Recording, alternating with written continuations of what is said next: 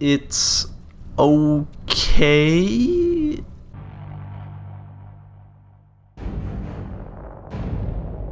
Alright, Risen 3 Titan Lords, the third and final title in Piranha Bytes' second trilogy of RPGs published by Deep Silver in 2014.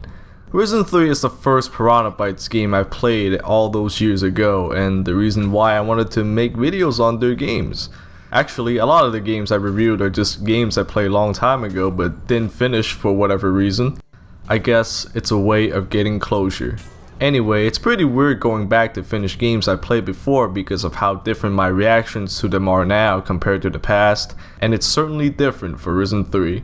I remember the game being really stiff and clunky, so I quickly lost interest in it.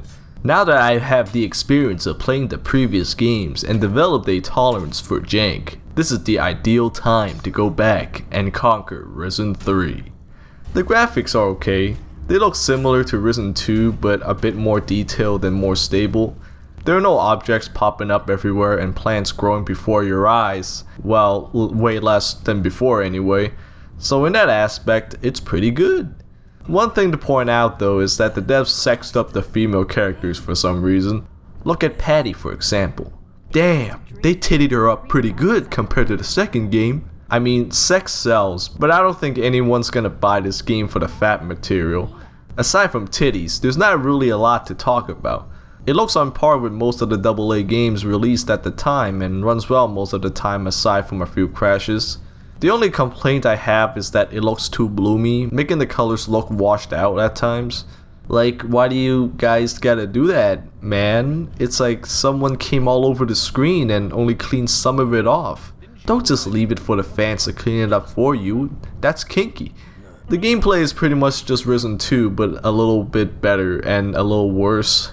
Traveling the overworld is still just a map screen where you have to pick a location to go to and teleport. Speaking of traveling the map, the fast travel system's been changed. Each island is fairly large, so if you don't want to walk or sprint everywhere, you have to activate teleporters. In Risen 3, you have to find teleport stones for the teleporters you find on the various points of the map to fast travel. This sucks massive cock since you have to look for this extra thing while exploring and they're hard to find. Sometimes you get one near the starting point of the map, but the rest is hidden throughout the islands and there are no hints on where to look. There's one quest where you have to activate all the teleporters in order to progress the story, and all the stones are marked on the map, and I never would have thought to even look in those places if not for the markers. You have to be very thorough to get all of them. This is a problem Risen 2 didn't have because you can just fast travel to any point on the map as long as you've been there before. Why change it now? It doesn't add anything to the gameplay. It's just one more thing to worry about while playing.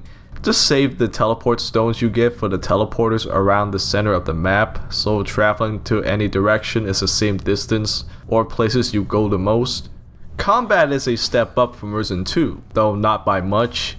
Every time you attack, your boy here does these fancy dance moves that take a bit too long to finish. So long that the enemy can attack and stun lock you. You can never feel too comfortable in this game. That's not inherently a bad thing. You can't just mindlessly mash attack and win, and I like that, but in situations with multiple enemies, you stand no chance against that shit. Also, look at that reach! Damn, that's enough to reach my asshole through the monitor. To be fair, you can do that too, but I'd rather not have it to begin with. Like Risen 2, to balance all the bullshit, you can bring a companion with you on your journey. My favorite companion is Bones, because he's mentally insane and has a healing ability that triggers when health is low. Just like the previous game though, companions make the game too easy. The game is not balanced for playing with or without companions, at least at the beginning. Going solo in the beginning feels way too weak, so I kept playing with Bones and the game never gave any incentives for me to even try to go back to being alone. It isn't until I had to fight a certain boss alone that I had to get my shit together. Character progression isn't well paced. I played the game with the same gear I had since hour 2 of the game with no difficulty blasting ass, and I didn't have to change any of it until the aforementioned boss fight. After that, it was easy again until the final boss fight. In Risen 1 and the Gothic games, you can get different armor sets at different points of the game from the faction you're with. It's cool because you can actually see the progression from weak baby man to big PP Chad. In this game, you just kinda get the strongest armor set for your faction near the end. You didn't have to save money for it or anything. It's not as satisfying as the old games, and I miss that. I don't know if I missed a faction questline or something where you can get different armor sets. I probably did, but even if that's the case, I didn't even need it. I was progressing through the story just fine. Same with the skills. There are a lot of skills to get, but you're fine without most of them. I got the defense ones to endure more damage, the sword stat increases, and the attack speed increase. It's all pretty basic, just like Risen 2. At least you have enough gold to experiment a bit more, unlike Risen 2. I used the sword build and it's more viable than in Risen 2, which is nice. Although it still just boils down to whacking a motherfucker until they drop. Have you ever played Assassin's Creed? The combat is just like the first Assassin's Creed game where you just swing your sword at an enemy and they keep blocking until they don't and you finally land a hit and eventually kill them. Except in Assassin's Creed you can wait for the enemy to attack and do an insta-kill counter move on them. In Risen 3 you can riposte, which is this game's counter, but it doesn't kill enemies instantly and it's faster to just keep swinging and hope the enemies forget to block. There's a dedicated button for rolling now, which is nice, but double tapping a direction still makes you roll, and I ended up doing that a few times by accident when moving, so that's still a thing. The camera still takes forever to catch up with you when you fall. This is something that's in the first game back in 2009, and it's still here in 2014. Why have they not fixed this yet? Something new this time around is ship combat. It feels decent, it works. You have to go around and try to kill this sea monster. You have a front cannon and 2 side cannons that you can fire.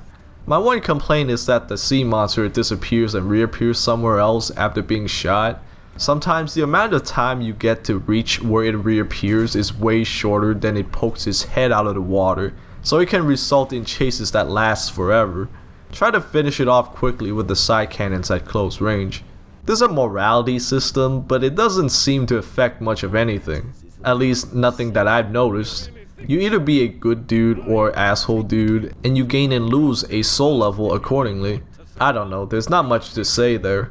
There's not an execution animation that plays after dealing a final blow to the final enemy in a fight, but the camera is just fucking horrible. It moves around way too fast and shaky. It makes me want to projectile vomit onto my monitor. Just look at it. You think this is cool? Who wants to look at something like this? The kill cam activates after non-lethal fights as well, so after you're done beating a dude, you shank him a few times, maybe slit his throat, only for him to get back a few seconds later. Actually, I don't mind that, it's kind of funny, but it breaks the immersion.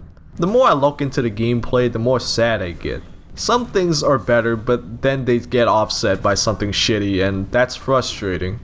Where did the piranha bytes that made Gothic go? They could have improved on the first Risen, but it's like the timeline diverted and we got this instead.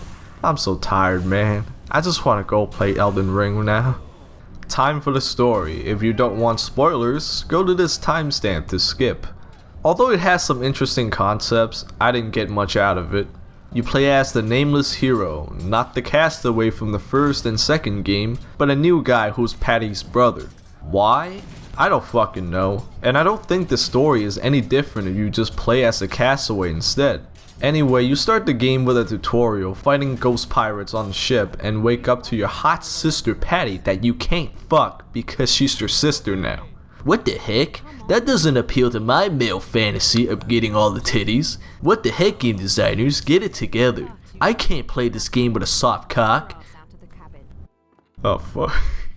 Patty and the dude goes to this island to find some treasure, doing what pirates do, and comes across this portal to the Shadow Realm. Okay, it's not actually called the Shadow Realm, but it basically is. Where these shadow creatures pop up and kill people. One of the big shadow wizards grabs you and sucks your soul away, leaving Patty and your crew alone to bury your body. A while later, a voodoo pirate named Bones digs you out of your grave because your boss is looking for you. Damn, that sounds like a nightmare. You can never escape from your dead-end job. Bones informs you that in order to get your soul back, you have to get the help of some sorcerers and defeat the shadows. So you go around the map, gaining the trust of people, join a faction, and kill shadow creatures. Nothing much to say really. It's your typical Piranha Bytes story of going around doing a certain thing at certain times to save the world. The main cast is not that interesting, and the villains are still very two-dimensional. The main villain, who's this old mage man named Necrolov, has no build-up at all. He shows up sometimes in cutscenes to say some evil shit, and you don't see him until the end of the game. There's another guy named Horus that betrays you, but again, there's no build-up to the betrayal, and I didn't give a fuck. Anyway, you gather the 3 sorcerers by helping them with shit, get the help of this big spider oracle that shoots eggs out of her wall vagina.